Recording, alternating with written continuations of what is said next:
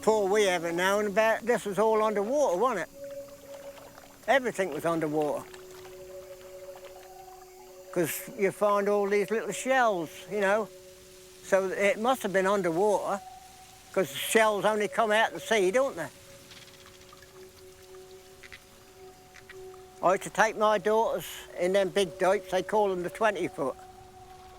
And we used to sit on there. All we had was a worm tied on a piece of string on a rod. Drop that in the water, and the fish would swallow it, and you pull the fish out, and you'd get about 20 or 30 roach in half an hour.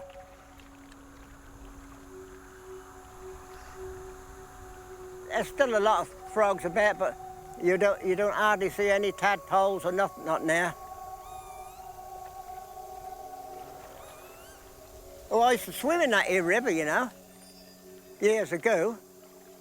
We used to go down what you call St Bennett's and swim across that river.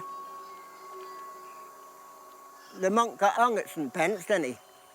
He let the Danes or something in through the water, and they said, if you let us in, we'll make you a mansion and all this other.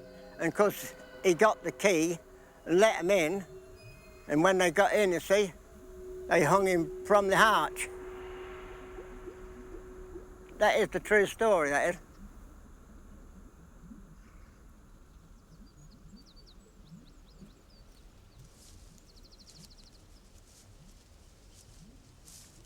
Not in your way, am I? No, you're all right, my dear. You're all right. I'm all right. You know how to get in, don't you? Yeah. You know the cord, don't you? Yeah. Yeah, right. Yeah. Now when he went to sleep, I dinged him down.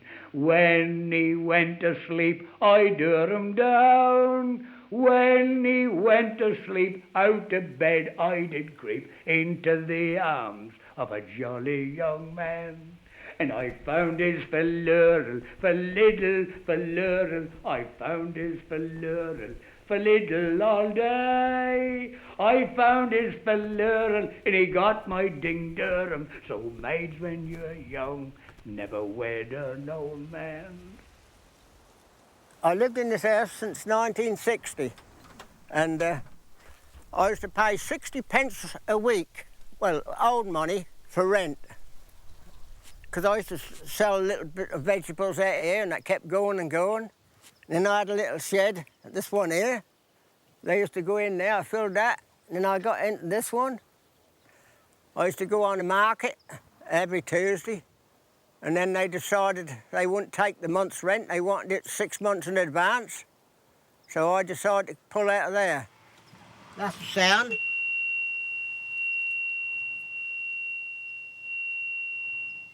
This is it. This is the one that's camera there, look. Did people used to steal stuff before you put the cameras in? Yeah, I had sitting indoors and seeing them come in here and pick the fruit up, and I just walked down the garden path and they said, "Oh, you put the money in?" Yeah, I said, "Well, you haven't."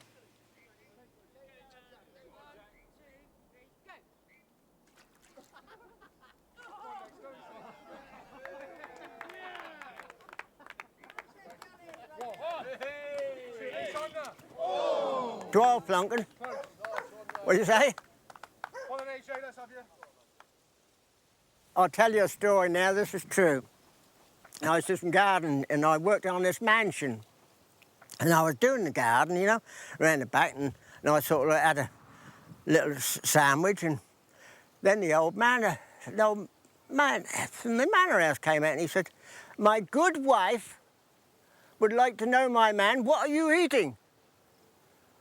So I said, "Do you really want to know?"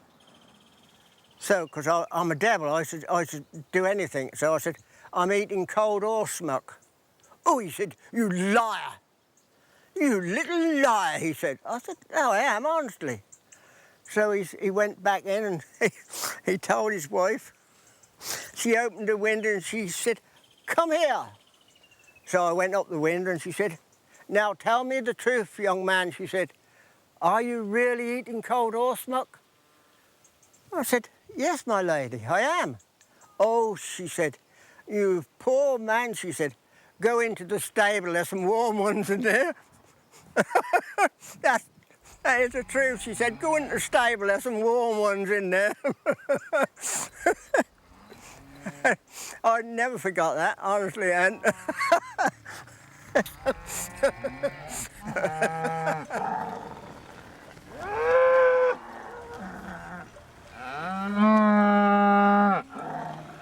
I worked on the farm there 36 years, done all the forage harvesting, ploughing, then I collapsed at work with cancer, and I had to go back and forwards to hospital for 5 or 6 years. Each year to have it took out again, and I ain't been since, well, over 12 years now. I ain't been since.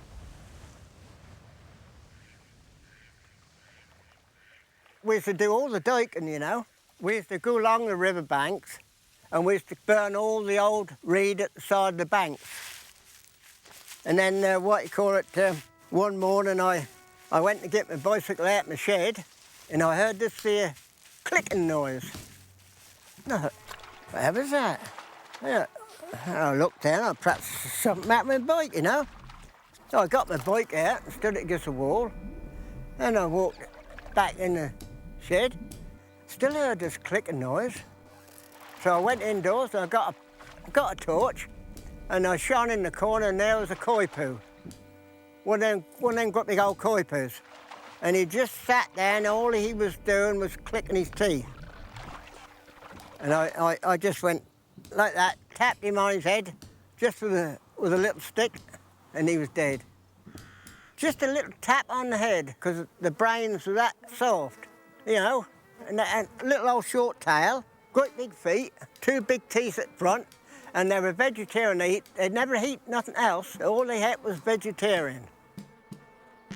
And there was a Chinese restaurant at Norwich. Someone went in there, and they came out, and they told some people, they said, "Cool, we've had a beautiful meal in there." And they said, "Whatever was it?" He said, "I don't know what it was."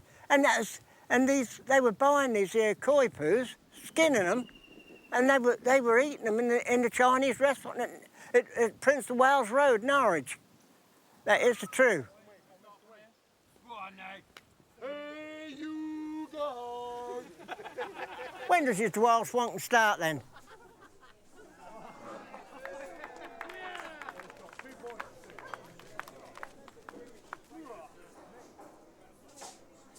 All the old divisional games and that, they've done away with them. That's like the old pea, where you used to push a pea along the ground. You'd lay flat on the ground, and you'd have to keep pushing this here pea along with your nose. You don't see that now, do you? No. I used to play darts. I won about 300 or 400 trophies playing darts. I played Eric Bristow, I played John Lowe, Leighton Reese, and I played John Lowe down at the King's Head at Wroxham, and that was the day when there was a plague of ladybirds. You know, the ladybirds were everywhere, and he had a dolly bird with him, and she had her hand over top of his pint mug all the while to stop the ladybirds going in. And we were dressed up in drag, you know, skirts and bra. I had a couple of pumpkins, you know, stuck in there, and all this, that and the other. And suddenly this here cloth came flying through as we were playing darts. They were having dwell flunking. And because I ducked, and they hit the dartboard. And the dartboard fell down, and I got this bit of cloth, and this bloke looked round the corner at me, and he pulled his head back, and I said, "That's all right, that's gone." He put his head back, and I hit him, and they said, "You'll have to come in the team, you see." No, I said, "Yeah," he said, "come in the team." He said, we're a couple of fellas short," he said, "come on in." And they'd all be running around, and if you got hit, you were out. And do you know what? We had that over for an hour or more, and I never even got caught once. And just as I was turning around, somebody flopped me back in the skull, and I was soaked in beer. And they had a good big tankard, you know, and they used to keep sticking the tankards in and drinking the beer up and putting the cloth in, and talk about stink. It's unbelievable. Yeah. But, you know, I think dwarf bunking is all right.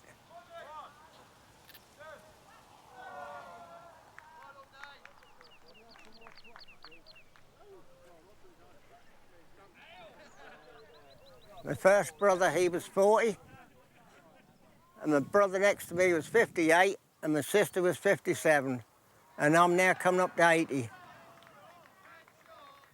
So I'm sole survivor. But, you know, I've had some good old times.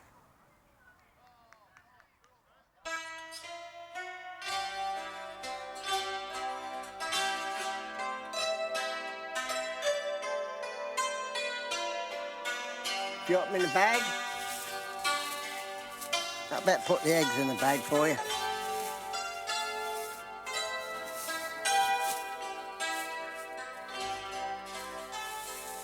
I'll put the strawberries on the top of that one. Tomatoes at the side. Look at that.